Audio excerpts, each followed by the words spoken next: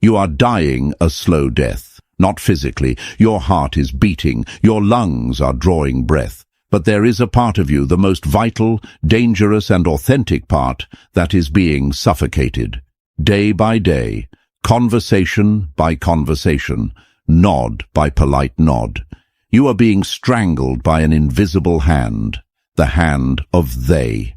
They think you should be married by now. They think you should have a stable job. They think you are too quiet, too loud, too ambitious, or not ambitious enough. And because you are terrified of the silence that follows their disapproval, you obey. You perform. You twist your spine to fit into boxes they built for you. You have become an actor in a play you did not write, reciting lines you do not believe for an audience that does not actually care if you live or die. Niccolò Machiavelli, the most misunderstood philosopher in history, knew why you do this. He knew that the human mind is fragile, desperate for validation, and terrified of isolation. But he also knew the cure. Most people think Machiavelli wrote about how to rule a kingdom. He didn't. He wrote about how to rule reality. And the first rule of his philosophy is brutal. If you do not rule yourself, you will be ruled by others. There is no middle ground. There is no democracy in the soul. Either you are the prince of your own mind, or you are a servant in someone else's court. Today, we are going to perform a psychological exorcism. We are going to rip out the need for validation that has been programmed into you since birth. We are going to look at the cold, hard philosophy of Machiavelli, not to manipulate others, but to stop others from manipulating you. I am going to hand you 7 keys, 7 ruthless principles that will turn you from a people-pleaser into a sovereign entity. But I must warn you, this knowledge is not comforting. It is not self-help. It is self-defense. And once you see the strings that have been controlling you, you will never be able to unsee them. You will lose friends. You will upset family. You will be called cold. You will be called selfish. And for the first time in your life, you won't care. You will finally be free. But to get there, you have to be willing to kill the part of you that begs to be liked. Let's begin with the lie that keeps you enslaved. You have been told that being good means being agreeable, that being a virtuous person means putting others before yourself. You have been taught that the highest moral ground is self-sacrifice. This is a slave morality, and it is designed to keep you weak. Machiavelli wrote, "A man who wishes to make a profession of goodness in everything must necessarily come to grief among so many who are not good." Read that again. If you insist on being nice to everyone, you will be destroyed. Why? Because the world is not nice. People are driven by self-interest, ego, and survival. When you prioritize their feelings over your reality, you are bringing a bouquet of flowers to a knife fight. You think your sacrifice is buying you love. You think that if you burn yourself to keep others warm, they will be grateful. They won't. They will just complain that the fire isn't hot enough. And when you are nothing but ash, they will walk away to find new fuel. This is the harsh reality of human nature that Machiavelli refused to ignore. People are ungrateful, fickle, false, cowardly, and covetous. As long as you succeed, they are yours entirely. They will offer you their blood, property, life, and children, as long as the need is far distant.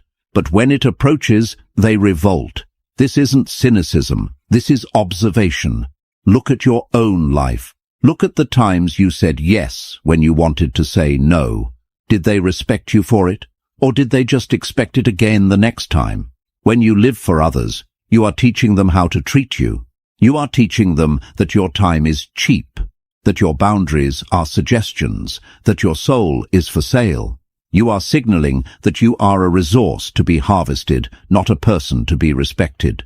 The Machiavellian shift begins when you realize that goodness without power is just submission. True virtue requires the strength to say no. It requires the capacity to be disliked. You must learn how not to be good. That doesn't mean you become evil. It doesn't mean you go out and harm people for sport. It means you stop being harmless. It means you reserve your kindness for those who have earned it, rather than broadcasting it to everyone in a desperate bid for approval. A prince does not scatter his gold in the streets, hoping the mob will love him. He guards his treasury. Your energy is your gold. Your attention is your currency. Stop throwing it at people who wouldn't bleed for you. Living for yourself starts with a ruthless audit of your benevolence. Who are you serving, and why? If the answer is, because I don't want them to be mad at me, you are a hostage. Why is this so hard? Why does the thought of disappointing your parents, your partner, or even strangers on the internet make your stomach churn? Because you are addicted to the audience. Biologically, we are wired for tribes. Ancestrally, being cast out meant death. If the tribe didn't like you, you starved or you were eaten by wolves. So, the brain developed a survival mechanism, anxiety. That spike of fear you feel when someone criticizes you, that's your lizard brain screaming, danger, exile imminent, fix it, apologize, submit. But you are not in the savannah anymore. You are in the 21st century. If your boss dislikes your presentation, you won't starve. If your mother doesn't like your career choice, a tiger won't eat you. The danger is a hallucination. But the cage it creates is real. You have built a mental theater. In this theater, the seats are filled with everyone you have ever known. Your third-grade teacher, the cool kids from high school, your ex, your colleagues, society at large. Every decision you make, you look up at them. You wait for applause. You fear the booing. Should I take this job? Look at the audience. Should I wear this outfit?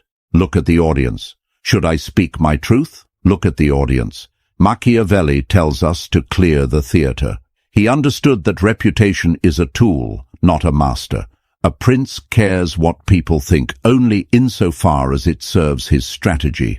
He does not care what they think for his emotional stability. There is a profound difference between managing perception and needing validation. Managing perception is power. It is calculating. If I appear angry here, I gain respect. Or, if I appear silent here, I create mystery. Needing validation is weakness. It is reactive. I hope they think I'm smart. I hope they think I'm successful. The moment you need them to clap, they own you. To live for yourself, you must fire the audience. You must realize that most people are not looking at you. They are looking at themselves. They are obsessing over their own performance in their own mental theaters. They don't have time to analyze your script because they are too busy memorizing theirs. And even if they are judging you, so what? Let's look at the physics of an opinion. What is it? Is it a solid object? Can it cut your skin? Can it steal your bank account? No. An opinion is a synaptic firing in someone else's brain. It is a thought form dissolved in chemicals inside a skull that isn't yours. Why are you letting a chemical reaction in another person's head dictate the trajectory of your life? It is insanity. Machiavelli suggests a different approach. Contempt. Not the emotional, screaming kind of contempt. The cold, indifferent kind. The kind that looks at a barking dog and doesn't bark back. When you live for yourself, you treat the opinions of others like the weather. You might carry an umbrella if it rains, but you don't scream at the clouds. You simply adjust and keep walking toward your destination. You must become the only spectator in your theater. You write the play. You act the role. You critique the performance. If you are satisfied with what you see in the mirror, the silence of the crowd means nothing. This is the most famous line in Machiavellian philosophy and the most misused. It is much safer to be feared than loved because love is preserved by the link of obligation which, owing to the baseness of men, is broken at every opportunity for their advantage. But fear preserves you by a dread of punishment which never fails. Now, strip away the politics. Apply this to your psychology. We are not talking about terrorizing your friends. We are talking about respect. In the modern world, fear translates to respect, and love translates to likability. Most people choose likability. They want to be the easygoing friend, the accommodating employee, the chill partner. They think likability is a safety net. It is not. It is a trapdoor. When you prioritize being liked, you become malleable. You have no edges. You are a fluid that takes the shape of whatever container you are poured into. And people do not respect fluid. They drink it or they spill it. Respect, Machiavellian fear, comes from having edges. It comes from having standards that you refuse to compromise. It comes from the quiet understanding that you are capable of walking away. That is the dread of punishment in a social context. The realization that your presence is a privilege, not a guarantee. If you live for others, you are terrified of them leaving you. If you live for yourself, they are terrified of you leaving them. The dynamic flips. Think of the people you respect most deeply. Are they the ones who agree with everything you say? Are they the ones who apologize for existing? No. They are the ones who have a code. They are the ones who say no without explanation. They are the ones who are willing to create friction to defend their values. You might not always like them in the moment. You might find them difficult. But you respect them. You value their praise because it is rare. You value their time because it is guarded. Machiavelli teaches us that you cannot build a life on the foundation of being liked. It is too unstable. People's moods change. Their tastes change. If your identity is built on their approval, you will crumble when the wind shifts. But if you build your life on self-respect, that is stone. To live for yourself, you must be willing to let people dislike you. In fact, you should welcome it. If nobody dislikes you, you are doing nothing. You are standing for nothing. You are a ghost. Dislike is a signal that you have defined your borders. It means you have occupied space. It means you have said, "This is who I am," and someone else said, "I don't like that," and you didn't move. That is power. Stop trying to be the nice guy. Be the competent man. Be the formidable woman. Be the person who has a mission so compelling that whether people join you or hate you is irrelevant to the outcome. One of the greatest ways we give our power away is through the mouth. We talk, we overshare, we explain. You have a dream, you tell your friends, you have a plan, you post it on social media, you have a problem, you vent to your co-workers, you are leaking energy. Every time you tell someone your plans, you are handing them a veto, you are inviting their doubts into your sanctuary. I'm going to start a business. Oh, really? In this economy? My cousin tried that and lost everything. Boom. Now you are carrying their fear. You were flying, and they tied a rock to your ankle, not because they hate you, often because they love you and they are afraid for you, but the result is the same. You sink. Machiavelli was a master of silence. He knew that a prince never reveals his full design until the move is already made. There is no avoiding war. It can only be postponed to the advantage of others. In your life, the war is the struggle to change, to become something new. When you announce your moves, you are giving the enemy, the status quo, the doubters, the crabs in the bucket, time to organize against you. Living for yourself requires a level of strategic secrecy. Keep your counsel. Build in the dark. There is a psychological phenomenon called social reality. When you tell someone you are going to do something, your brain releases a hit of dopamine. You feel good, as if you have already done it. This reduces your motivation to actually do the work. But there is a darker side. When you live for others, you use conversation as a way to seek permission. You explain your life choices because you want them to nod and say, "Yes, that makes sense." You are looking for a stamp of approval on your passport before you travel. Stop explaining. Explanations are for subordinates. Leaders do not explain. They declare. Or better yet, they act. If you want to quit your job, don't ask for advice from people too scared to quit theirs. If you want to change your body, don't talk about your diet to people who are addicted to comfort. Silence is a shield. It protects your embryonic ideas from the harsh winds of criticism. It creates an aura of mystery. When you are silent, people project their own thoughts onto you. They wonder what you are up to. They lean in. But more importantly, silence forces you to rely on your own internal compass. When you can't ask, "What do you think?" you are forced to ask, "What do I think?" This is terrifying at first. The silence is loud. You will feel the void where the validation used to be. Sit in that void. That is where you meet yourself. That is where the iron is forged.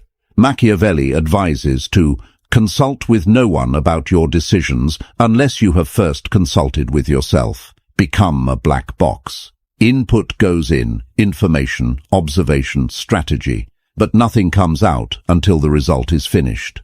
When you present the world with a finished product, a new career, a new physique, a new life, they cannot argue with it. They can only witness it. Arguments are for plans, or is for results. We have secured the mind. Now we must secure the perimeter. Machiavelli wrote extensively about armies. He warned specifically against mercenaries and auxiliaries, soldiers who fight for money or belong to another ruler. He said they are useless and dangerous. Why? Because they have no loyalty to you. In times of peace, they despoil you. In times of war, they desert you. Look at your circle. Who are the mercenaries in your life? The ones who are only around when you have something to offer, when you are the one driving, paying, or entertaining. Who are the auxiliaries? The ones who belong to another tribe, another mindset, who pull you into their drama and their battles. Living for yourself requires a brutal audit of your alliances. This is the part where most people fail, because they are sentimental. They hold on to childhood friends who have grown into toxic adults. They hold on to family members who use guilt as a weapon. They hold on to partners who mock their ambition. You tell yourself, "But we have history." Machiavelli would ask, does history win battles? No. Strategy wins battles. Strength wins battles. If you are trying to build a new life, you cannot keep the old architects on the payroll. You must perform surgery. And surgery, by definition, involves cutting. It involves pain. It involves removing parts of your life that you thought were essential but are actually gangrenous. When you start living for yourself, you will change. Your vibration will change. You will stop tolerating disrespect. You will stop engaging in gossip. You will stop complaining. And the people around you will hate it. They will say, "You've changed." They will say it like an accusation, like a crime. Your response should be silence, because they are right. You have changed. You have stopped being a mirror for their insecurities. You have stopped being the sidekick in their tragedy. You must be willing to walk alone rather than walk with those who weigh you down. Machiavelli said, "A wise prince should rely on what is his own, not on what is of others." This means emotional self-sufficiency. It means if your friends leave because you set boundaries, let them leave. Open the door for them. If your family attacks you because you chose a path they don't understand, let them attack. Do not retreat. This is the price of sovereignty. Isolation is not a punishment. It is a filter. When you remove the noise of the mercenaries, you create space for the loyal.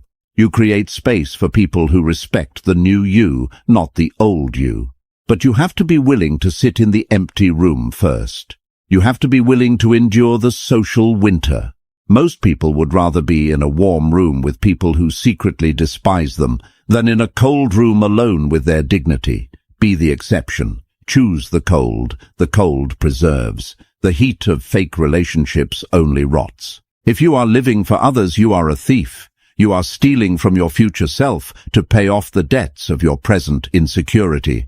Time is the only resource that Fortuna cannot give back. Money can be regained. Power can be regained. Love can be regained. Time, once it ticks, it is gone into the void forever. Machiavelli was obsessed with timing, the concept of occasione, the occasion, the window of opportunity that opens and shuts. When you live for others, You miss the window. You spend hours listening to a friend complain about a problem they have no intention of solving. You spend weekends at events you don't want to attend, trying to impress people you don't like. You spend years in a career chosen by your parents. This is not politeness. It is suicide. To live for yourself, you must become ruthless with your time. Ruthless comes from the word rue, meaning regret. To be ruthless means to have no regret. You must learn to say no without the hangover of guilt. Someone asks for a favor that drains you. No. An invitation to a social obligation that bores you? No. A request for your attention that yields no return? No. You don't need to be rude. You don't need to be aggressive. You simply need to be unavailable. The prince is not accessible to every peasant who knocks on the castle gate. He has guards. He has walls. He chooses who enters. Why is your gate wide open? Why do you let anyone with a smartphone walk into your mind and loot your attention? You must build a moat around your time. When you start doing this, people will call you selfish. They will say you are hard to reach. Good. You should be hard to reach. Rare things are valuable. Abundant things are cheap. If you are always available, you are cheap. Understand this. When you say yes to them, you are saying no to you. You are saying no to your craft, your health, your peace, your empire. You are prioritizing their temporary comfort over your eternal reality. Machiavelli writes that a prince must not fear the reputation of being miserly, stingy, because if he is too generous, he will waste his resources and eventually become despised for being poor. But if he is stingy, he saves his resources, and eventually he can do great things which benefits everyone. Be stingy with your time. Hoard it like a dragon hoards gold, because only when you have accumulated a surplus of time can you invest it in something that actually matters, something that defines you. Living for yourself means realizing that you are on a death clock. The sand is running out. Do not let others hold the hourglass. So what happens when you cut the strings? What happens when you stop performing, stop oversharing, stop pleasing, and stop wasting time? You enter the state of virtù. In Machiavelli's language, virtù does not mean virtue in the Christian sense. It doesn't mean being a good boy. It means prowess, capability, the raw masculine energy of imposing your will upon the world. It is the ability to look at the chaos of fortuna and say, I will shape this. When you live for yourself, you reclaim your virtù. You stop being a victim of circumstance. You stop saying, I can't do this because my family won't let me, or I can't do this because society expects that. You realize that the only thing stopping you is your own lack of will. This is the most terrifying stage, because when you blame others, you are safe. It's their fault I'm not happy. That is a comfortable prison. But when you cut them off, when you take back the reins, if you fail now, it is your fault. That weight, that is the weight of the crown. Machiavelli wrote The Prince while he was in exile. He had been tortured. He had been stripped of his title. He was living on a farm, poor and isolated. By all modern metrics, he was a loser. He had been cancelled by the Medici. But every night he would take off his mud-covered work clothes, put on his royal courtly garments, and enter his study. He would sit at his desk and converse with the ancients. He wrote the book that would change history. He lived for himself. He didn't wait for the Medici to give him a job. He didn't wait for his friends to validate him. He created a masterpiece in the silence of his own rejection. He turned his isolation into an empire. You must do the same. Your life is your study. Your actions are your book. When you stop living for the applause of the present, you start working for the legacy of the future. You start doing things because they must be done, not because they are rewarded. You start lifting weights not to look good for others, but to feel the iron in your blood. You start learning not to get a degree, but to sharpen your mind into a weapon. You start creating not to get likes, but to exorcise the demons in your soul. This is the ultimate freedom. It is the point where you become dangerous. because a man who does not need anything from others cannot be controlled by others. If you don't need their money, they can't buy you. If you don't need their love, they can't seduce you. If you don't need their validation, they can't shame you. You become an outlier, a glitch in the matrix of social conditioning. You become the prince. Here is the twist, the paradox that Machiavelli understood, but few admit. By living for yourself, you actually become better for the world. The person who lives for others is resentful. They are bitter. They give with strings attached. They are passive-aggressive. Their kindness is a loan that charges high interest. They pollute their relationships with unspoken expectations.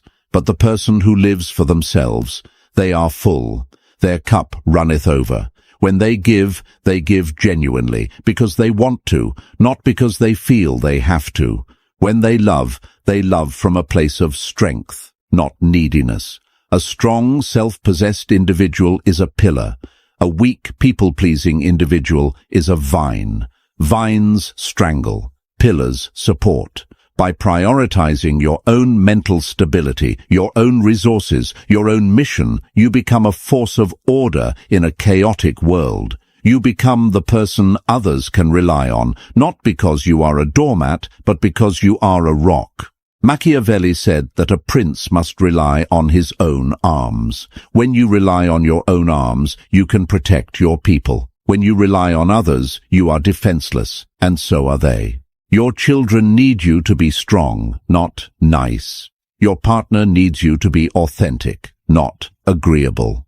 The world needs you to be you, not a photocopied version of what you think you should be. To live for yourself is the most generous thing you can do, because it kills the lie. It kills the fake smile. It kills the hollow yes. It kills the resentment that rots families from the inside out. It replaces it with truth, and truth, even when it is cold, is the only foundation that holds. So the question remains, now that you have the keys, now that you see the theater for what it is, now that you know the danger of the audience and the power of the silence, what will you do when this video ends? The algorithm will offer you another distraction, a cat video, a political outrage, a hit of dopamine to make you forget what you just heard. The world is waiting to snap the collar back onto your neck. Will you let it, or will you sit in the silence? Will you look at your phone, look at the names in your inbox, and ask, do I serve you, or do you serve me? The door to the cage is open. It has always been open. The only thing keeping you inside was the fear that there was nothing out here for you. But there is everything out here. There is reality. Machiavelli opened the door 500 years ago. He walked out into the cold, dark night of truth.